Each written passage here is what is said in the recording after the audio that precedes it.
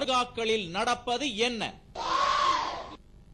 ஒரு வாரமாவே புளிய மரத்துல ஒரு மாதிரியா நிக்கிற மாதிரி ஒவ்வொரு நானும் ஓட்டிக்கிட்டே இருக்கேன். ஒரு மாதிரியாவே பயமாவே வருது. ஆலமரத்துல இருந்து தொங்குற மாதிரி சொல்லும் போது ஒரு மாதிரியா புள்ளடிக்குது. பயந்துருக்கேன் நான். தெரியல அப்படியே ஒரு மாதிரியா இருக்கு சொல்லும் போதே.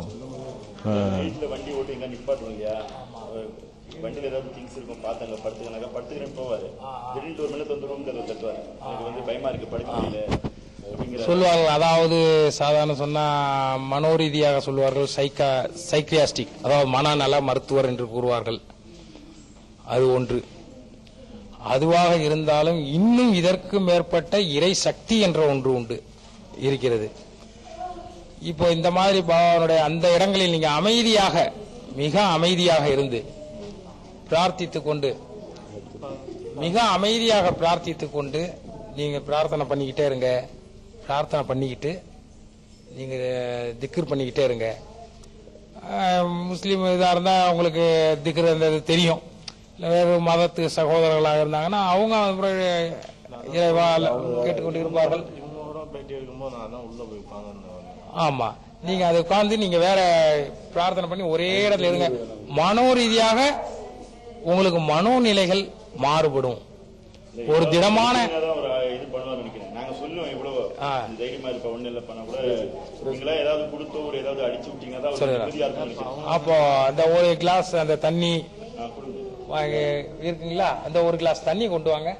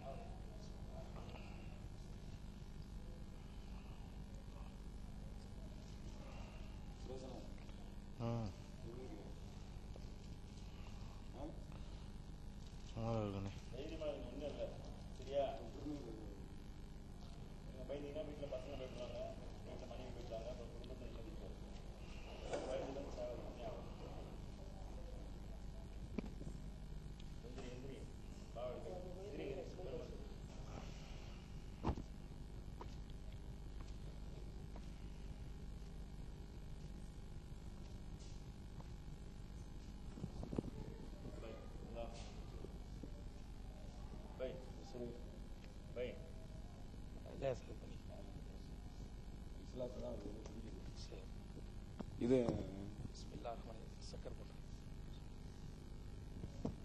அன்புக்குரிய சோதரர்களை, அடுத்து நீங்க பாத்தீங்கன்னா நம்ம புலனாய்வு குழுவோட வந்த சகோதரர் கரீம் சேட் என்ற அந்த டிரைவர் என்ன செய்யறாரு, நான் வண்டி ஓட்டுறப்ப எனக்கு ஒரு மாதிரி ஆகி போச்சு, எனக்கு பயம் வந்துருச்சு, நான் பயந்துட்டேன் அப்படின்னு சொல்லிட்டு அவர் ஒரு நடிப்பை இங்க கொடுக்குறாரு. அவர் இந்த மாதிரி தன்னுடைய பேரை சுரேஷன் சொல்லி அறிமுகப்படுத்துறாரு. உடனே அதுவும் அவருக்கு தெரியல. அவளியா கராமத்துல அறிவு பண்ணி கொடுத்துருக்கணுமா இல்லையா, அதுவும் தெரியல.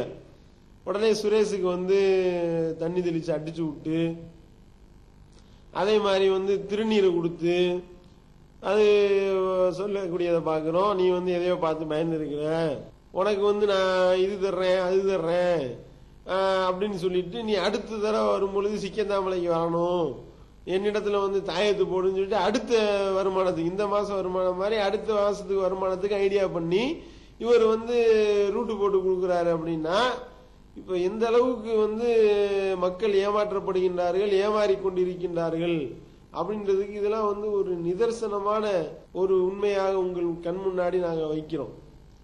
அஸ்ஸலாமு அலைக்கும். நான் டிரைவரு. இங்கே என்னென்னா தமிழ்நாடு தவி ஜமாத்துல இருந்து நான் சிக்கந்தமலை கூட்டு போனேன். அதுக்கு பேர் திருப்பனங்குன்றம் அப்படிம்பாங்க. அந்த சிக்கந்தமலையில் பார்த்தீங்கன்னா பாருங்க, பாத்தியா ஓதுறேன், அது ஓதுறேன், இது ஓதுறேன்னு ஓதிக்கி இருந்தாங்க.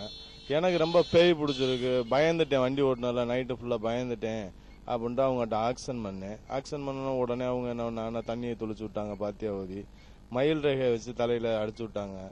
அடிச்சு விட்டு அப்புறம் சக்கரை கொடுத்தாங்க. நான் சும்மா தான் பண்ணேன். நீங்க தம்பி பயந்துருக்கே தம்பி, அடுத்த டைம் நீங்க வரும்போது கட்டாயம் நீங்க தாயத்தெல்லாம் என்கிட்ட வாங்கிக்கணும், 101 ரூபா காணிக்க வைக்கணும் அப்படின்னு சொன்னாங்க. என் பேர் என்னன்னு கேட்டாங்க. நான் சுரேஷ் அப்படின்னு சொன்னேன். அப்படிங்களா, அடுத்த டைம் நீங்க வரும்போது கட்டாயம் சிக்கந்தமலை வராம போயிடாதீங்க அப்படின்னு சொல்லியிருக்காங்க. என் உண்மையான பேரு கரீம் சேட்.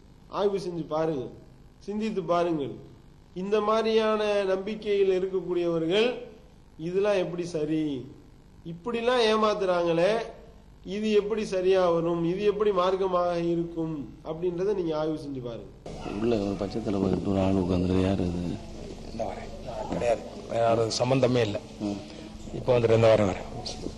ஒரு கேரளா ஒரு பொம்பளையும் ஒரு ஆம்பளைங்க இருந்தாங்கன்னா பல தடவை இங்கே பார்த்துட்டு இங்கே என்ன பண்றாரு அங்கே இமாம்னு சொல்லிட்டு தேவையில்லாம போலிகள், சில போலி இது சொல்லுவாங்க இல்லையா, சில போலிகள் இதுக்கு அதுக்கு சம்பந்தம். கீழே இருக்காப்புல அந்த ஆள் போலி, அந்த இடத்த விட்டு நகட்டணும், கீழே தான் நான் தான் இறக்கி விட்டேன். சில போலிகள் இருக்காங்க, அவங்க அறியாத மக்களுக்கு என்ன செய்வாங்க. இப்ப நான் இருக்கேன், இப்ப நீங்க வரீங்கன்னு வச்சுங்க, நான் இந்த அப்படின்னோடனே அப்படி செஞ்சிடுறாங்க. நான் அவங்க மகன் நினைச்சிட்டு நான் இதெல்லாம் போய் பையத்தெல்லாம் வாங்குறதுக்கு நீங்க போயிட்டு வாங்கன்னு சொன்னாங்க. இங்க இருக்கக்கூடிய ஹக்தார் செயல்படுத்தக்கூடிய அதற்கென்று நிர்ணயிக்கப்பட்ட நியமிக்கப்பட்ட ஒரு நிர்வாகி, அது ஹக்தார் என்று கூறுவார்கள். அது சொல்லவென்றால் ஹக்தார் அவர்களுக்கு என்று அவருடைய பாரம்பரியத்தில் இருந்து வந்தவர்கள்.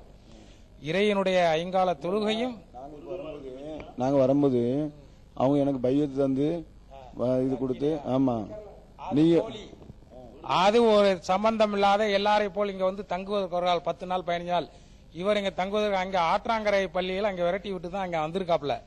இந்த மாதிரி போலிகளினால பலர் பேர் பாதிக்கப்படுகிறார்கள். இயற்கை பாமர மக்களுக்கு ஒன்றும் தெரியாது.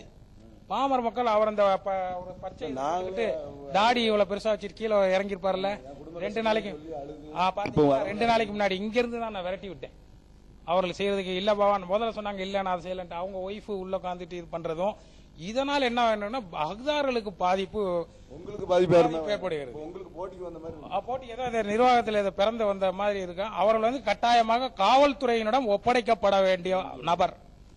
இங்கு சில வேலைகள் நடக்கும் பொழுது அவர் காவல்துறையில் ஒப்படைக்கப்பட வேண்டிய நபர்.